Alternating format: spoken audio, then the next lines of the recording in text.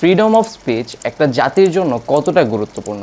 French philosopher Voltaire বলেছেন, I may not agree with what you have to say, but I will defend to death your right to say it. Sadly আমাদের freedom of স্পিচটাকে পাইতে অনেকজনকে জীবন দিতে হয়। কি হয়েছিল 2019 সালে 7ই অক্টোবর রাতে, যেটা পুরো একটা জাতির বিবেককে নাড়া দিয়ে দেয়? কি হয়েছিল 2011 নম্বর রুমে? Today we are going to talk about the tragic story of Abrar Fahad. আবরার ফাহাদের জন্ম রাধানগর, কুমারখলি, কুষ্টিয়াতে, আর তার একজন ছোট ভাইও আছে। আবরারের পড়াশোনা শুরু হয় কুষ্টিয়া মিশন প্রাইমারি স্কুল থেকে এবং কুষ্টিয়া জেলা স্কুল থেকে সে তার এসএসসি কমপ্লিট করে। কলেজে ভর্তি হওয়ার সময় সে ঢাকায় চলে আসে এবং তার এইচএসসি এক্সাম নটরডেম কলেজ থেকে দেয়। He was a brilliant student from his childhood. এইচএসসির পরে সে সব জায়গায় ভর্তি পরীক্ষা দেয়। সে কুষ্টিয়া মেডিকেলে চান্স পায়, ঢাকা ইউনিভার্সিটিতে চান্স পায়। যদিও বা তার মা চেয়ে তো মেডিকেলে পড়াশোনা করানোর, তার ইচ্ছা ছিল ইঞ্জিনিয়ারিং পড়ার। তাই আবরার ফাহাদ বুয়েটের ইলেকট্রিক্যাল অ্যান্ড ইলেকট্রনিক ইঞ্জিনিয়ারিং ডিপার্টমেন্টে ভর্তি হয়। সে বুয়েটের অনেকগুলো ক্লাবের সাথে জড়িত থাকে, কিন্তু এতগুলো ক্লাব করার সত্ত্বেও সে তার একাডেমিক স্কোর অনেক ভালো মতো মেনটেন করতে পারে। সবগুলো ক্লাবের সাথে সে বুয়েট এনার্জি ক্লাবেরও একজন মেম্বার ছিল। সে প্ল্যান করেছিল 20 তারিখের আগ পর্যন্ত সে মা বাবার সাথে সময় কাটাবে, যেহেতু তার ছুটি চলছিল। সামনে তার এক্সাম থাকার কারণে বাসায় বসে সে আসলে খুব একটা পড়াশোনায় মনোযোগ দিতে পারছিল না। তাই সে তাড়াতাড়ি করে হলে ফেরত চলে আসে। আর তার হল ছিল শেরে বাংলা হলের 1011 নম্বর রুম। আমি মাঝখান দিয়ে আপনাদেরকে একটু রিমাইন্ড করে দিই, আবরার ফাহাদের ডেইলি রুটিনটা কী ছিল। সে উল্টাপাল্টা কোনো জায়গায় টাইম নষ্ট করাটা ওইরকম একটা পছন্দ করতো না, না ছিল তার ভিতরে কোনো বাজে অভ্যাস। সে বিজি থাকতো নিজের পড়াশোনা নিয়ে এবং সে পাশাপাশি কিছু টিউশন করাতো।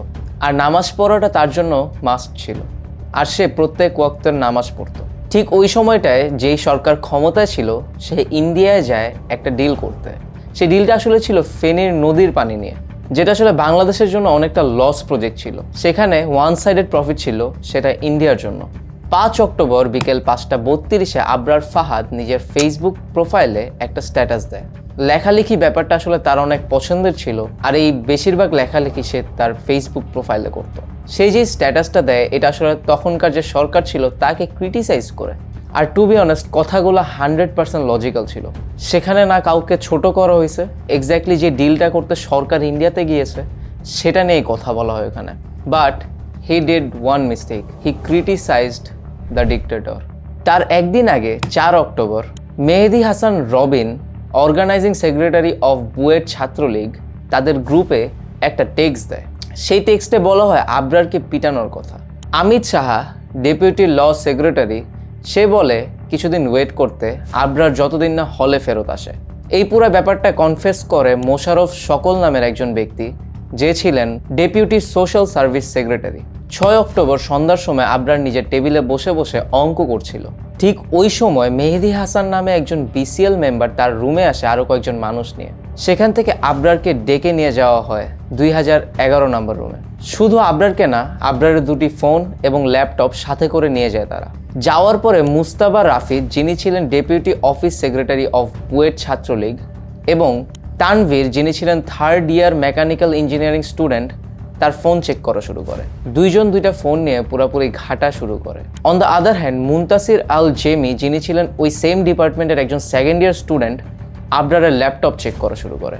At this time Mehedi Hasan Abrar ফাহাদকে জিজ্ঞাসাবাদ করতে করতে হঠাৎ থাপ্পড় মারা শুরু করে। বেসিক্যালি তারা আবরারকে অ্যাকিউজ করতেছিল যে সে একজন শিবির কর্মী। শামসুল আরেফিন রাফাত, একজন 2nd ইয়ার মেকানিক্যাল স্টুডেন্ট, কিছু ক্রিকেটের স্ট্যাম্প নিয়ে আসে।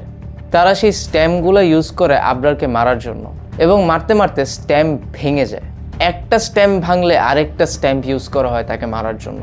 অনেক সরকার এবং মিফতাহুল ইসলাম জিয়ন অন্য স্ট্যাম্পগুলো দিয়ে আবরারকে বাজেভাবে মারা শুরু করে। তার হাতে, পায়ে, তার প্রত্যেকটা জয়েন্টে স্ট্যাম্প দিয়ে মারা শুরু করে। তারা আবরারকে 6 ঘন্টা ধরে টর্চার করে, রাত 8টা থেকে শুরু করে 2টা পর্যন্ত। রাত 10:30টার দিকে আবরার এরকম ভয়াবহ ব্যথা নিয়ে ফ্লোরে শুয়ে থাকে। এক্স্যাক্টলি শুয়ে থাকে বললে ভুল হবে, তাকে ফ্লোরে ফেলেই মারা হয়। ওই মোমেন্টে আবরারের শ্বাসকষ্ট শুরু হয়। তাকে 2টা বালিশ দেওয়া হয় মাথার নিচে দেওয়ার জন্য। তার উপরে আরেকটা জিনিস ইউজ করা হয়, যেটা হচ্ছে স্কিপিং রোপস, দড়ি লাফের ক্ষেত্রে যেটা ইউজ করে, ওই জিনিসটা দিয়ে তাকে আঘাত করা হয়, যেটা এনেছিল একজন 3rd ইয়ার ইলেকট্রিক্যাল ইঞ্জিনিয়ারিং স্টুডেন্ট, যার নাম মুজাহিদুর রহমান। আমির শাহ আবরার ফাহাদের উপর আরো অত্যাচার করতে থাকে। সে আবরারের মুখ থেকে বের করতে চায় যে আবরার শিবিরের সাথে জড়িত। তার উপরে যে পরিমাণের অত্যাচার করা হয়েছে তার ব্যথার জন্য তার বমি আসা শুরু হয়। ওই টাইমে আমির শাহ সবাইকে সাজেস্ট করে যে আবরারকে যেন অন্য রুমে ট্রান্সফার করা হয়, কারণ সেও বুঝতেছিল আবরার ফাহাদের অবস্থা খুব একটা ভালো না। তারা আবরার ফাহাদকে 2005 নাম্বার রুমে নিয়ে যায়। ওইখানে নেওয়ার পরে সে অনেকটা স্টেবল থাকলেও হঠাৎ করে তার আবার বমি হওয়া শুরু হয়, তার শ্বাসকষ্ট শুরু হয়। 17 নম্বর ব্যাচে যে স্টুডেন্ট ছিল তারা আবরার ফাহাদকে ধরে গ্রাউন্ড ফ্লোরে নিয়ে যায়। মাটিতে একটা পাটি বিছায় আবরার ফাহাদকে ওখানে শোয়ানো হয়। জেনারেল সেক্রেটারি মেহেদি হাসান রাসেল পুলিশের সাথে কথা বলা শুরু করে। সে তার প্ল্যান সাজানো শুরু করে। এই টাইমটাতে আসলে সবাই বুঝতে পারে যে আবরার ফাহাদের অবস্থা ভালো না। দুইজন ব্যক্তি যাদের নাম ছিল ইসমাইল আর মনির, তারা বের হয়ে যায় অ্যাম্বুলেন্স খুঁজতে, কিন্তু সেই অ্যাম্বুলেন্সটা নিয়ে আসতে অনেক টাইম লাগছিল। আরেকজন স্টুডেন্ট বুয়েট মেডিকেল সেন্টারে যে একজন ডাক্তার জোগাড় করে নিয়ে আসে। রাত 3টার দিকে পুলিশ আবরার ফাহাদের বডি রিকভার করে শেরেবাংলা হলের গ্রাউন্ড ফ্লোর থেকে। মেডিকেল অফিসার ডক্টর মোহাম্মদ মাসুক ইলাহি আবরার ফাহাদকে মৃত ঘোষণা করে। সেখানে হল অথরিটি অনেক চাপের উপর চলে আসে। তারা এই চাপের জন্য কিছু সিসিটিভি ফুটেজ লিক করতে চায় না, কাউকে দিতে চায় না। তাদের উপর জোর করার পরে আবরার ফাহাদকে হলওয়ে থেকে টেনে নেওয়ার যে ভিডিওটা সেটা প্রকাশ পায়। আরেকটা ফুটেজ সবার সামনে আসে। রাত 3:26-এ director of BUET student council professor Mizanur রহমানকে দেখা যায় যারা সাসপেক্ট ছিল তাদের সাথে সে দাঁড়িয়ে কথা বলছে, কিছু একটা ডিসকাস করছে। যদিও পরের দিন তাকে জিজ্ঞেস করার পরে সে বলে পরের দিন সকালের আগে সে এই নিউজটা জানতো না। আর এই পুরো বিষয়ের সবচেয়ে দুঃখজনক ব্যাপারটা হচ্ছে সকালের আগ পর্যন্ত কেউ আবরার ফাহাদের ফ্যামিলিকে ইনফর্ম করতে পারেনি।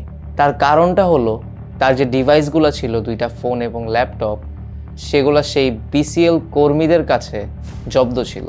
অনেক খোঁজাখুঁজির পর তারা আবরার ফাহাদের ছোট ভাই আবরার ফায়াজের নাম্বার জোগাড় করে একজন বুয়েট স্টুডেন্টের থেকে, যার নাম ছিল দিগন্ত। দিগন্তর কাছে এই নাম্বারটা থাকার কারণ হচ্ছে সে ফায়াজকে টিউটরিং করতো, পড়াশোনায় সাহায্য করতো ফায়াজকে। আর সবচেয়ে শকিং ফ্যাক্ট হচ্ছে একটা মানুষকে এত বাজেভাবে অত্যাচার করার পরে সেই ছাত্রলীগ কর্মীগুলো পুলিশকে ফোন দিয়ে বলে আমরা একজন শিবির পেয়েছি, আপনারা এসে তাকে নিয়ে যান। এই ভিডিওটা করাটা আসলে আমার জন্য অনেক টাফ, কারণ যখন এই ঘটনাটা ঘটে তখন আমাদেরও একটা বুঝার বয়স চলে আসছে। So it felt really bad Singh যে এরকম টাইপের জিনিসপত্র আমাদের ইউনিভার্সিটিগুলোতে হতে পারে। তারপরে 25 জনকে ধরে ফেলা হয়, যাদের মধ্যে 20 জনকে দেওয়া হয় মৃত্যুদণ্ড আর 5 জনকে জীবনযাপন কারাদণ্ড। অনেকে আমার কাছে বলেছেন এই টপিকটা নিয়ে ভিডিও করতে, সো হিয়ার ইট ইজ। আমরা ফিউচারে এরকম কিছু আর দেখতে চাই না। আমরা আবরার ফাহাদের মতো আরেকজনকে দেখতে চাই না। আমরা চাই আমাদের মাঝে ফ্রিডম অফ স্পিচ বেঁচে থাকুক। আশা করি আপনাদের সবার এই ভিডিওটা ভালো লেগেছে। যদি লেগে থাকে make sure to share. Thanks for watching. I will see you guys in the next video.